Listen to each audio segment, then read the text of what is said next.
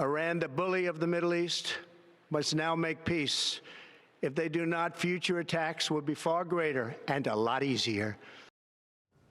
Strong words from President Trump tonight addressing the nation and the U.S. after it launches airstrikes in Iran. Thanks for joining us, everyone. I'm Jim Grimes. Live picture right now at the White House. We are tracking those breaking developments from the Middle East. President Trump speaking to the nation about the attack that was actually on Iran and the nuclear sites. That news actually broke on Truth Social. The president posting earlier, calling it a very successful strike on the 3 Iranian nuclear sites, Fordo, Natanz, and Isfahan. They emphasized that Fordo was that primary target, went on to commend those pilots involved in the operation. The Post concluded with this: now is time for peace. A short time ago, the U.S. military carried out massive precision strikes on the 3 key nuclear facilities in the Iranian regime: Fordo, Natanz, and Isfahan. The United States striking Iran's nuclear facilities, providing offensive assistance for Israel in its war with Iran. President Trump addressing the nation from the White House directly after the strikes. Tonight, I can report to the world that the strikes were a spectacular military success. Israel's Prime Minister Benjamin Netanyahu expressing gratitude. Congratulations, President Trump. Your bold decision to target Iran's nuclear facilities with the awesome and righteous might of the United States will change history. The U.S. alone had the 30,000-pound bunker buster needed to destroy Iran's nuclear sites buried deep underground. President Trump didn't mention whether that was used in this attack, but did say that B-2 stealth bombers, which are capable of carrying bunker busters, were involved. This cannot continue. There will be either peace or there will be tragedy for Iran far greater than we have witnessed over the last 8 days. But if peace does not come quickly, we will go after those other targets with precision, speed, and skill. On Friday, Iran's foreign minister warning the U.S. getting involved would be very dangerous for everybody. Now, all eyes are on Iran and how they will respond. I'm Kayla Gaskins reporting. I'm Atra El-Nashar in Washington. The Trump administration releasing new details about Saturday night's bombing of Iran's nuclear facilities. We're learning the strikes occurred over 25 minutes using aircraft and explosives exclusive to the U.S. military. The Pentagon detailing the U.S. military's unprecedented bombing of 3 of Iran's nuclear sites, Fordo, Natanz, and Isfahan, or as history will call it, Operation Midnight Hammer. This was a complex and high-risk mission carried out with exceptional skill and discipline by our joint force. The chairman of the Joint Chiefs of Staff, General Dan Kane, reveals that on midnight Friday into Saturday morning, a large group of B-2 bombers took off from the United States. As part of the plan to maintain tactical surprise, part of the package proceeded to the west and into the Pacific as a decoy. The main strike package, comprised of 7 B-2 Spirit bombers, each with 2 crew members, proceeded quietly to the east with minimal communications. The 18-hour flight required multiple in-air refuelings. Once over land, the B-2s synchronized with escort and support aircraft. Meanwhile, around 5 p.m. Eastern Saturday, a U.S. submarine launched more than 24 Tomahawk land attack cruise missiles against targets at the Isfahan nuclear site.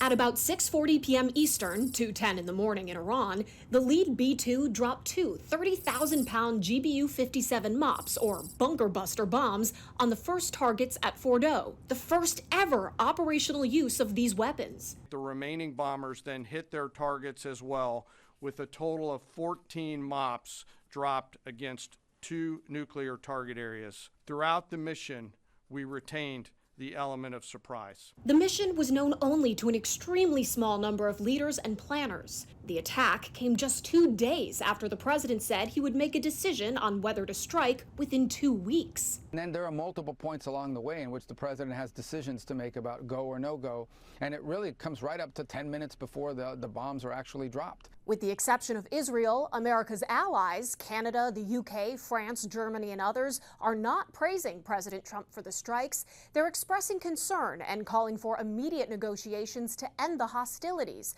And two of America's adversaries, China and Russia, allies of Iran, accuse the U.S. of violating international law. In Washington, I'm Atra El-Nashar. Lawmakers are sharply divided over President Trump's strike on Iran. Republican Senator Lindsey Graham praising the move on social media, calling it the right call and saying Iran deserved it. Other GOP members echoed that support. Democratic Senator John Fetterman from Pennsylvania also backing the strike, calling Iran the world's leading sponsor of terrorism. But not all the reactions were supportive. Democratic Congressman Jim Himes of Connecticut condemned the attack, while Republican Thomas Massie, who's known as a libertarian fuse, he said it is not constitutional, even though the president does have the authority to order military strikes without congressional approval. Well, there are growing concerns tonight that Iran may retaliate against the United States. While experts say that a direct strike on the U.S. mainland is unlikely, Iran has the capability to target American forces and military assets in the Middle East, something it has done in the past. A recent government report says Iran's missile range extends throughout the Middle East and into Eastern Europe. As the threat level rises, U.S. bases remain on high alert. I'm Atra El-Nashar in Capitol Hill. Members of Congress are reacting to President Trump's unilateral decision to bomb 3 of Iran's nuclear sites. We're seeing responses range from high praise to calls for impeachment, and not all lawmakers are falling in line with their parties.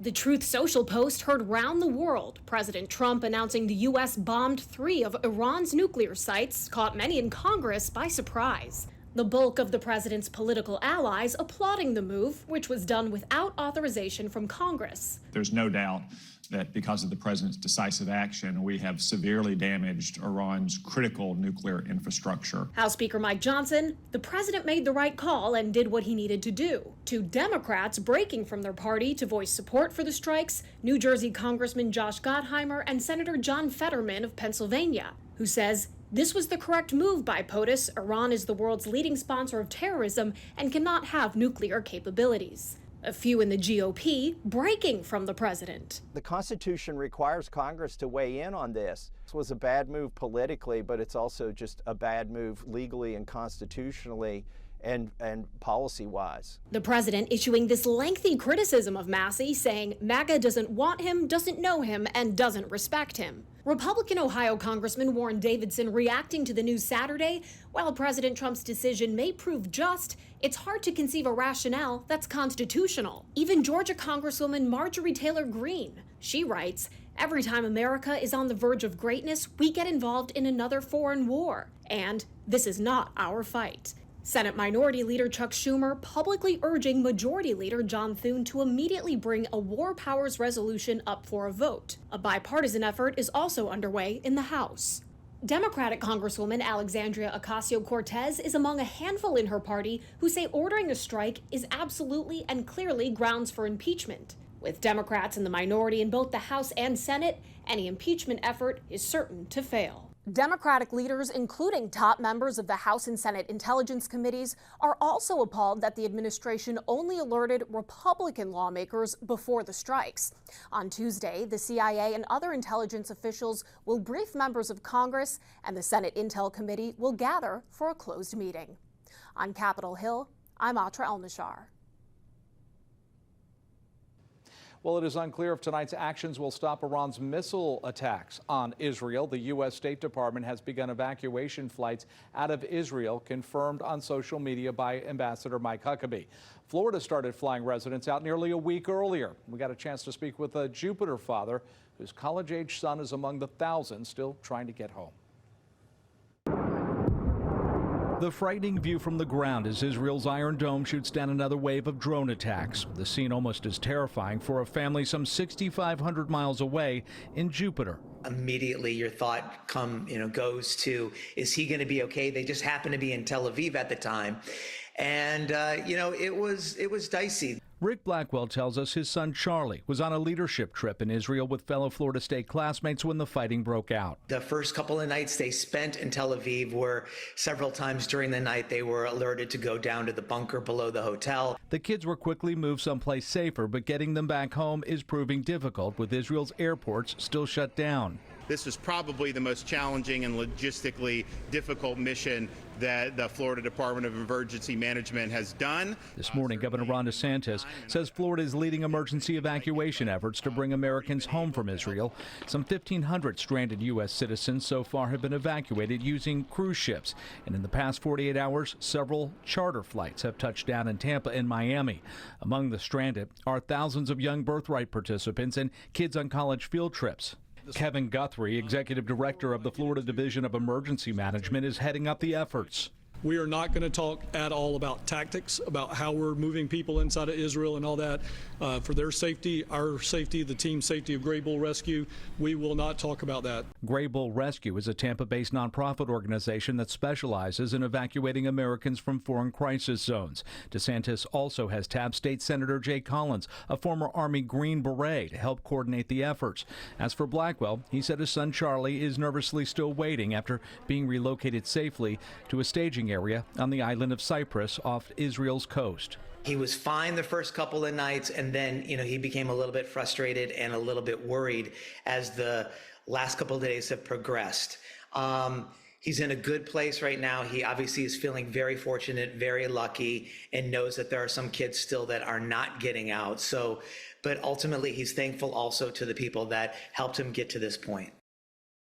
We mentioned Gray Bull Rescue. They're out of Tampa. It says it's received more than 4,000 evacuation requests so far. They expect that number to reach 6,000 by the start of this week.